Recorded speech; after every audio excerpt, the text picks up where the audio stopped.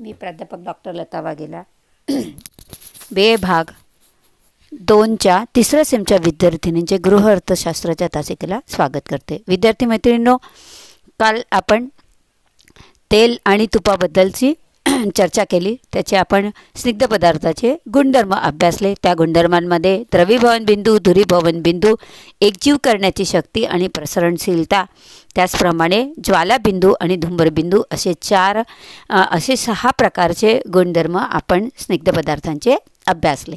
त्याचप्रमाणे जे वनस्पती स्निग्ध पदार्थ होते ते किती उष्णतामानावर तापतात किंवा त्याचं उष्णतामान प्रत्येक वनस्पती तेलाचं कसं आहे त्याबद्दल आपण चर्चा केली। आणि आज आपण पाहणार आहे तेल तुपातील खवटवास कसा येतो त्याबद्दल पण मी काल तुम्हाला सांगितलं होतं की तेल आणि तूप हे जर वारंवार गरम केलं किंवा तळणाचं तेल जर जास्त दिवस आपण स्टोर करून ठेवलं तर ते काय होतं, त्याला एक प्रकारचा खवूट वास येतो।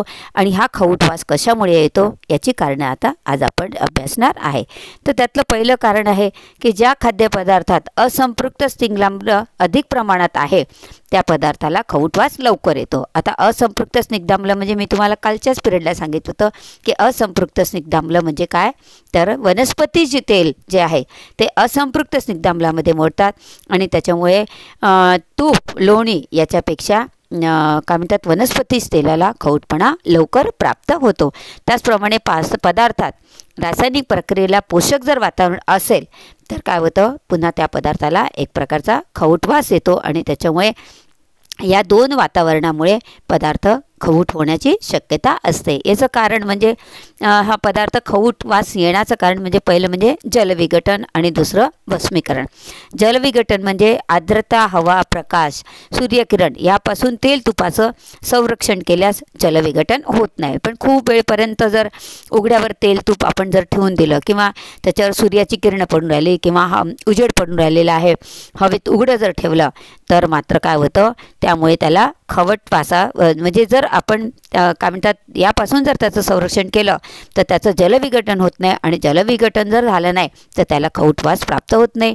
याचा अप्रत्यक्ष अर्थ असा आहे की स्निग्ध पदार्थ नेहमी झाकून आणि व्यवस्थित टाईट बंद हवाबंद डब्यांमध्ये झाकून जर तुम्ही त्याला संग्रहित केले किंवा ठेवले तर त्याचं जलविघटन होत नाही आणि जलविघटन न झाल्यामुळे त्याला खवटवासापासून आपल्याला त्याचं संरक्षण करता येतं। त्याच्यानंतर दुसरा पॉईंट आहे भस्मीकरण।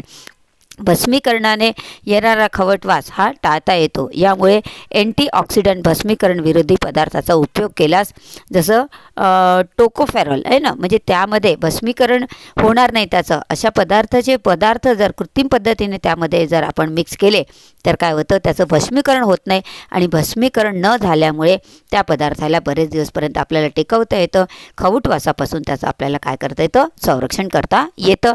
हा जो टोकोफेरॉल आहे हा पदार्थ त्याच्यामध्ये जर आपण तेल आणि याच्यामध्ये जर ॲड केला तर काय होतं, त्याचं आपण खवटवासापासून त्याचं आपण त्या स्निग्धाचं संरक्षण करू शकतो आणि तो पदार्थ आपल्याला बरेच दिवसपर्यंत आहारामध्ये वापरता येऊ शकतो। आता स्निग्ध पदार्थापासून काय पोषण मूल्य मिळतात, तर आपण पहिल्याच तासिकेला किंवा पहिल्याच व्हिडिओमध्ये मी सांगितलं होतं की सगळ्यात जास्त कॅलरी देणारा पोषक घटक म्हणून स्निग्ध पदार्थाकडे पाहिलं जातं।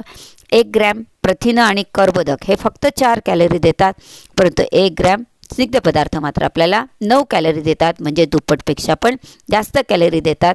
त्याच्यामुळे ज्यावेळेस काय म्हणतात बाल्यावस्था म्हणजे वाढीचा हा पिरियड आहे, त्याचप्रमाणे गर्भावस्था आणि धात्री अवस्था या अवस्थांमध्ये जास्त कॅलरीची आवश्यकता असते। मग अशा अवस्थेमध्ये आहाराचं जे प्रमाण आहे त्या प्रमाणामध्ये आपल्याला वाढ करता येत नाही आणि म्हणून जर आपण त्यांच्या आहार आयोजनामध्ये स्निग्ध पदार्थाचा वापर केला तर काय होतं की कमीच आहारामध्ये किंवा तेवढ्याच आहारामध्ये त्या व्यक्तीला जास्त कॅलरी मिळू शकतात आणि त्यामुळे आपल्याला जेव्हा जास्त कॅलरीचा आहार द्यायचा असेल तेव्हा स्निग्ध पदार्थाचा वापर केला तर आपल्याला जास्त कॅलरीचा पुरवठा सहजरित्या करता येऊ शकतो। त्याचप्रमाणे DE, ही जीवनसत्वे स्निग्ध द्रव्य असल्यामुळे जोपर्यंत स्निग्ध असेल तोपर्यंतच ती कार्य करू शकतात।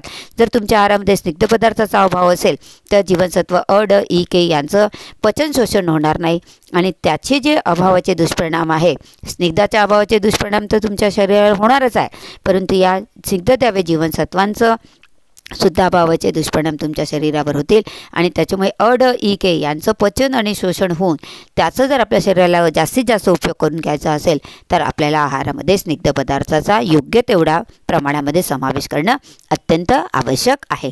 त्याच्यानंतर आहाराच्या दृष्टिकोनातून स्निग्ध पदार्थाचा काय उपयोग आहे, तर स्निग्ध पदार्थामुळे पदार्थाला काय येते, चव येते. निश्चित पोळीपेक्षा तुम्हाला पराठा आवडेल, धिरडा आवडेल, त्याच्यानंतर थालीपीठ आवडेल आणि पुरी तर त्याच्यापेक्षाही जास्त आवडेल. म्हणजे स्निग्ध पदार्थाचा वापर जास्त प्रमाणात केला पदार्थ तयार करताना तर पदार्थाची चव काय होते, कमी व्हायच्याऐवजी आणखीन वाढते ना. भाजीपोळीपेक्षा तुम्हाला समोसा, कचोरी हे तळलेले पदार्थ आपल्याला जास्त आवडतात, कारण पदार्थाला काय येतो, तळणामुळे किंवा तेलामुळे किंवा स्निग्धामुळे त्याला काय येतो, एक प्रकारचा खुशखुशीतपणा येतो आणि पदार्थाचं जे टेक्स्चर आहे, पदार्थाचं जे पोत आहे ते सुद्धा बदलण्यामध्ये स्निग्ध पदार्थ काय करतात, मदत करतात आहे ना. आपण चकल्या तयार करताना, शंकरपाळे तयार करताना त्याच्यामध्ये काय करतो, भरपूर मोहन टाकतो तेल किंवा तुपाचं.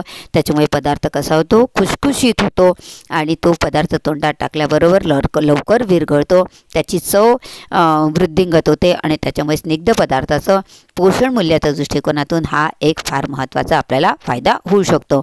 आहारामध्ये विविधता आणून आपल्याला रुची वैचित्र्य निर्माण करता येतं आहे ना. आहारामध्ये विविधता आणता येते, म्हणजेच खूप वेगवेगळ्या प्रकारचे पदार्थ आपल्याला स्निग्ध पदार्थाच्या मदतीने तयार करता येतात आणि त्याच्यामुळे तो पदार्थाचा जो तोचतोपणा आहे तो आपल्याला घालवता येऊ शकतो आहे ना. बटाट्याचीच एक भाजी घेतल्यानंतर तुम्हाला ती बटाट्याची भाजी तेल आणि तुपाचा वापर करून वेगवेगळ्या पद्धतीने तयार करता येते आणि त्याच्यामुळे आहारामध्ये विविधता निर्माण करता येते, चवीमध्ये विविधता निर्माण करता येते. हा आपल्याला स्निग्ध पदार्थाचा फायदा होऊ शकतो. तेल तूप पचायला जड असते, त्यामुळे जठरात ते बराच वेळ पडून राहतं आणि त्याच्यामुळे लवकर भूक लागत नाही आहे ना. ज्या दिवशी तुम्ही तळलेले पदार्थ खाता त्या दिवशी तुम्हाला लवकर भूक लागत नाही. याचं कारण काय की हे कसे सुस्त असतात, गेल्यानंतर जठरामध्ये 2-3 तास पडून राहतात आणि नंतर 2-3 तासानंतर कुठे त्याच्यावर पचनाची प्रक्रिया होते आणि त्याच्यामुळे ज्या दिवशी आपण पुरी वगैरे खाल्ली असेल किंवा तळलेले पदार्थ ज्या दिवशी आपण खातो त्या दिवशी आपल्याला भूक कशी लागते, कमी लागते. कारण काय की ते पदार्थ पचन त्यांचं लवकर होत नाही आणि त्याच्यामुळे ते तसे आपल्या शरीरामध्ये पडून राहतात आणि त्याच्यामुळे बराच वेळपर्यंत भूक लागत नाही. मग ज्या दिवशी आपल्याला जेवण मिळणार नाही आहे किंवा जेवणाच्या आपल्या वेळा व्यवस्थित होणार नाही आहे आपल्या जेव्हा लक्षात आलं तर अशा वेळेस जर तुम्ही तळलेले पदार्थ खाल्ले तर तुम्हाला खूप वेळपर्यंत उपाशी राहू शकता तुम्ही किंवा खूप वेळपर्यंत तुम्हाला भूक लागत नाही. म्हणजे हे तर 4 साधारण या ठिकाणी आपण आहाराच्या दृष्टिकोनातून स्निग्ध पदार्थाचा उपयोग केला. पण जेव्हा आपण स्निग्ध पदार्थ हा पोषक घटकाचा अभ्यास करणार आहे तेव्हा याचे सविस्तर उपयोग किंवा सविस्तर कार्य आपण त्या ठिकाणी पाहणार आहोत.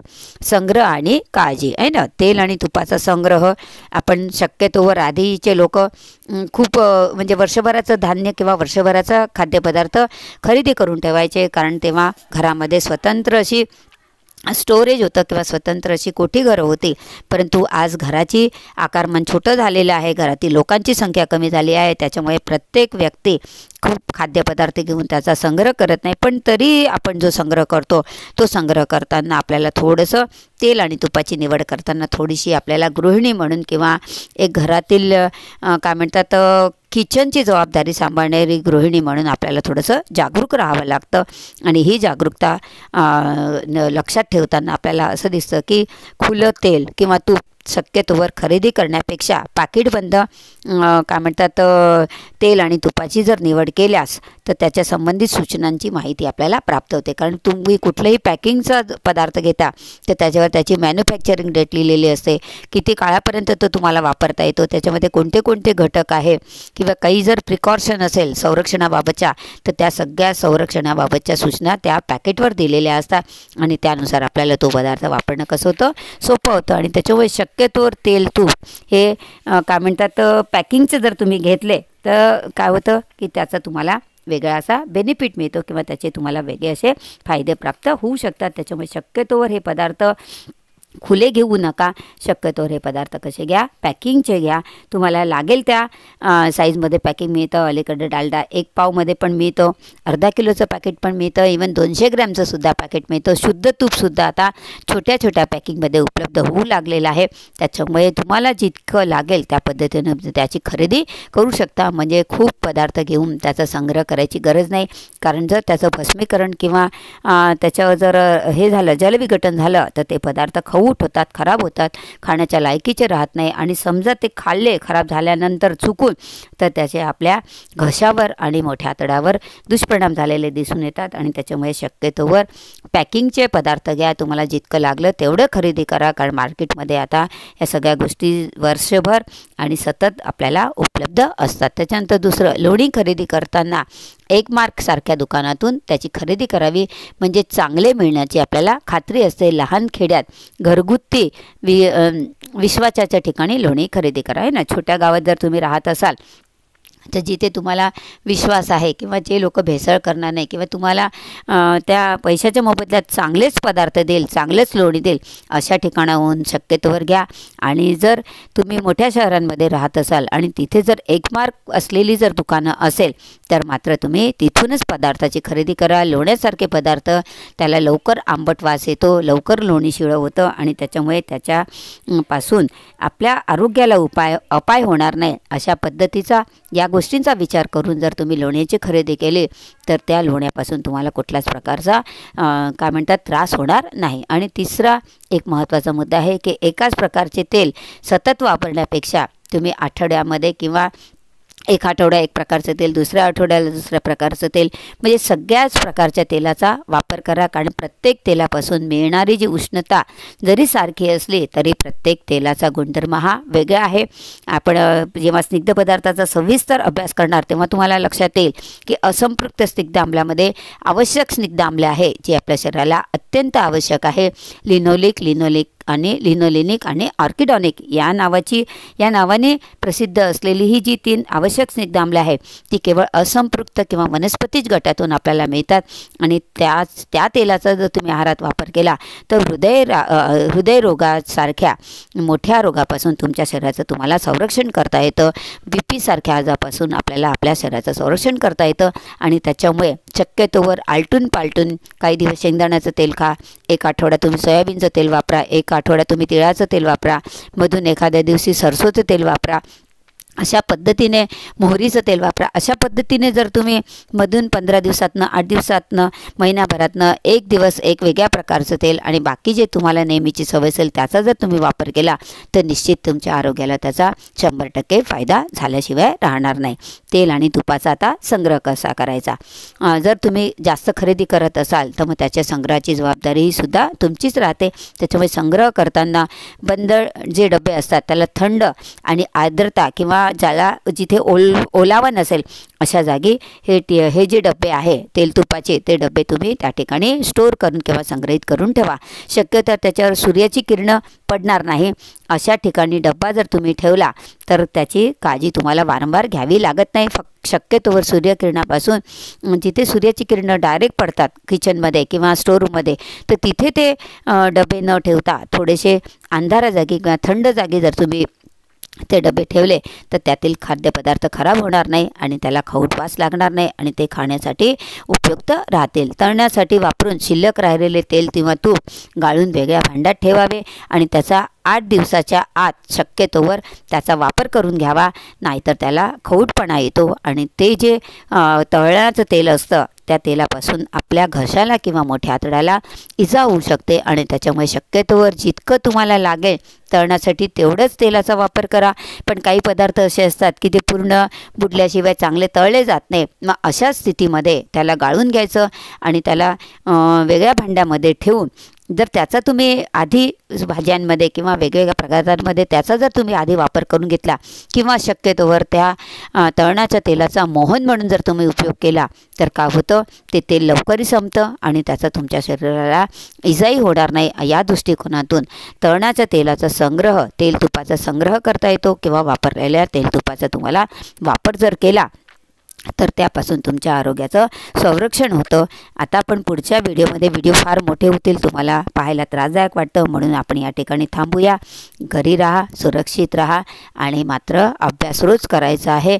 आणि याच्यानंतर पुढच्या पिरियडला आपण स्निग्ध पदार्थ म्हणजे काय, त्याची सविस्तर पोषक घटकाच्या दृष्टिकोनातून आपण त्याची सविस्तर माहिती पाहूया. आणि नंतर मग तेल आणि तूप हे जे आपल्याला संपृक्त आणि असंपृक्त दोन्ही प्रकारचे मिळतं, तर ते आपल्याला प्राणीज आणि वनस्पती जगतातनं मिळतं. तर त्या संबंधीची जी काय म्हणतात सविस्तर माहिती आहे ती आपण आधी स्निग्ध पदार्थ अभ्यासू आणि त्याच्यानंतर त्याचे जे उगमस्थान आहे किंवा जे तिथून मिळतं त्यात सगळ्यांमध्ये आंतरिक बदल काय आहे किंवा सगळ्या तेलांमधल्या जरी 100 ग्रॅमपासून 100 कॅलरी जरी मिळत असेल, 100% कॅलरी जरी मिळत असेल, तरी त्याच्या इतर गुणधर्मांमध्ये आपल्याला फरक जाणवतो.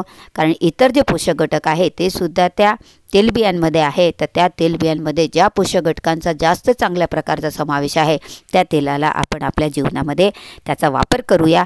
आणि या दृष्टिकोनातून जोपर्यंत आपण या सगळ्या तेलांचा सविस्तर अभ्यास करणार नाही तोपर्यंत कोणतं तेल उत्तम आहे किंवा कोणत्या तेलामध्ये कोणते पोषक घटक आहे हे आपल्याला सांगता येणार नाही. आणि त्यामुळे आधी आपण स्निग्ध पदार्थ या पोषक घटकांचा अभ्यास करूया, सर्वसाधारण त्याची माहिती पाहूया.